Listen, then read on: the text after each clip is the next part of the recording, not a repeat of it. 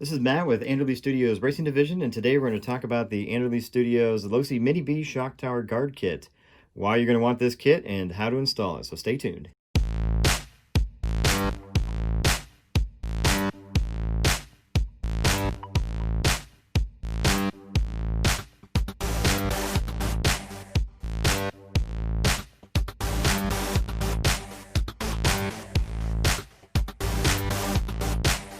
We designed this kit to keep your buggy looking new, and while this is a brand new buggy, I'm sure you've all done this.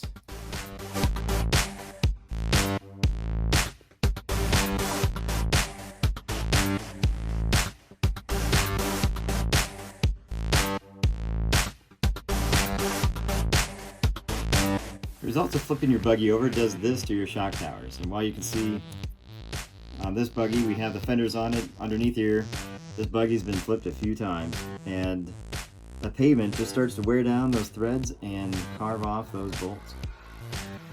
In this kit, you're going to receive a left and right fender along with stainless steel hardware. We use the same size bolts as the Mini B, so you can use your same wrench, the 1.5 millimeter, to install it. We find it's easiest to install these with the body off, so I went ahead and took that off, and we're going to show you how to put these on.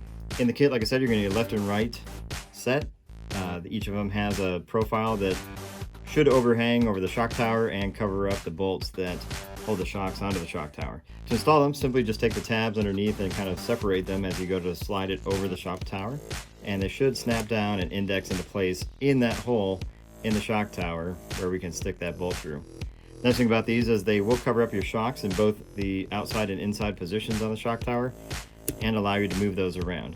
The other nice thing is that TPU is very flexible, but it's very durable, so this will hold its shape. It will take up to a lot of wear and tear, but should last you a long time. Like I said, these bolts are 2 millimeters. I'm using Dynamite 1.5 millimeter wrench here, and I'm going to slide these through those holes. Now the holes are very precisely made, so it should be very close to fitting. If they don't slide through, go ahead and spin those in, and just make sure you push those through enough so that they start to stick out the back of the fenders. Then take your nylon lock nuts that come with the kit, and we're going to thread those over the bolts at the back and continue to push this bolt all the way in until it catches that nylon lock washer inside. Now, once you get that engaged in the back, I just use some smooth nose pliers. Go ahead and hold that nut on the back and give it maybe 2 turns, and it should lock that into the nylon lock nut and make sure that this fender is tight.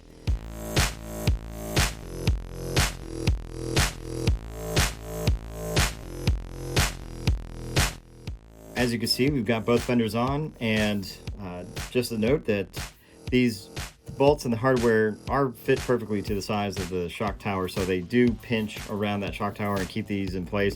You see they don't move. The nice thing about these is you can move them out of the way, work on your shock tower. You can take your shocks off or do some work with it, and they go right back into place. I went ahead and put the body back on. As you can see, it doesn't impede in the body installation whatsoever. Also on the back side, there's plenty of clearance where those lock nuts are. I also think it gives your buggy a little bit of a menacing look and should cover and protect the shock tower should you happen to flip over. Now, the pros are going to tell you to stay on your tires. You won't have that problem, but as we all know, accidents happen, and this kit will help keep your shock towers clean and pristine. Today we reviewed the Anderle Studios Mini B Shock Tower Guard Kit. Look for these at your local hobby store or on eBay. And please subscribe so you get alerts about upcoming products that are coming out.